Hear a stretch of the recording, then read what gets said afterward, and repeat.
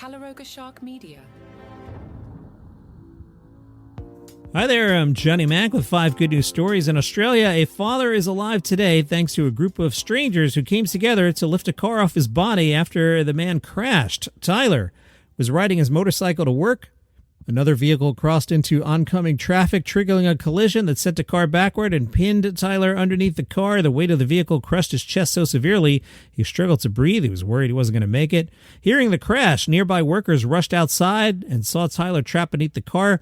Their first attempt to lift the car failed, but they didn't give up. They got some more Good Samaritans. The group managed to raise the car just enough for Tyler to be pulled to safety. He was rushed to the hospital. Doctors treated multiple broken ribs, a punctured lung, long recovery. Tyler said, "I get more time with my daughters, I get more time with my family, and a second lease on life. I can't say thank you enough." Well, on Australian TV, he was reunited with the strangers. He called them certified legends and thanked the men through tears as they all embraced.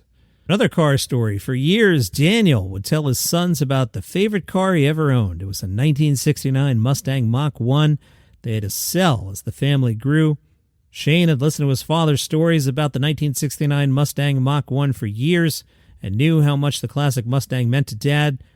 So when Shane found one that matched the description, a white 1969 Mach 1, he decided that would make a good Father's Day gift.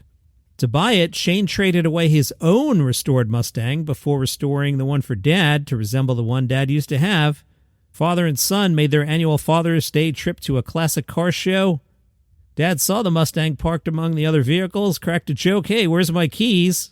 Shane handed him the keys and said, "Hey, the car's yours." Dad took it for a drive, climbed out, and hugged his son. Shane explained they wanted to thank his father for the sacrifices he had made while raising 6 children. Congratulations to 11-year-old Andres, who was named Disneyland's honorary 1-billionth guest. Fun fact, I would have been the 1-millionth finisher in the New York City Marathon had I been 3 seconds slower. Nobody told me. Believe me, I could have slowed down. Now, I looked, there were about 24 people between me and the 1-millionth person, but I would have tried. I digress. Andres and his parents had traveled to Anaheim to celebrate his 8th birthday. Disney officials were like, "Hey, guess what? You're the 1-billionth visitor." The family took part in a ceremony unveiling a sign marking Disneyland's 1-billionth visitor. The family got a VIP tour of the park, including a visit to Walt Disney's private apartment above the fire station on Main Street. And they got an early look at the newly opened Soarin Across America attraction. Speaking of marathons, 10 runners completed a half marathon dressed in a giant caterpillar costume. Guys, it's hard enough without adding gimmicks. A running club in England proved teamwork does work.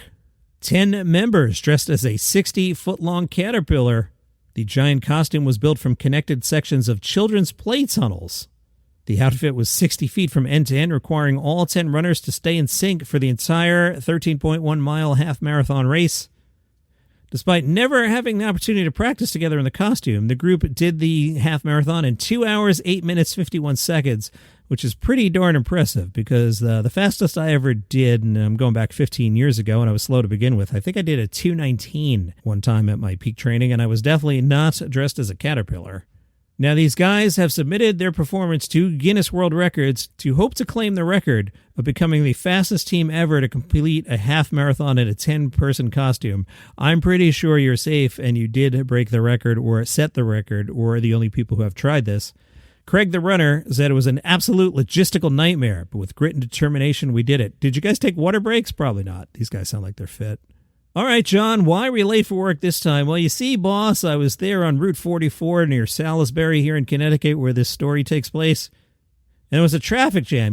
You see, boss, a tractor-trailer carrying Michelob Ultra beer had overturned, and the accident scattered cans and kegs of Michelob Ultra all over Route 44. It made the authorities close the highway for several hours while crews cleaned up the Michelob Ultra mess.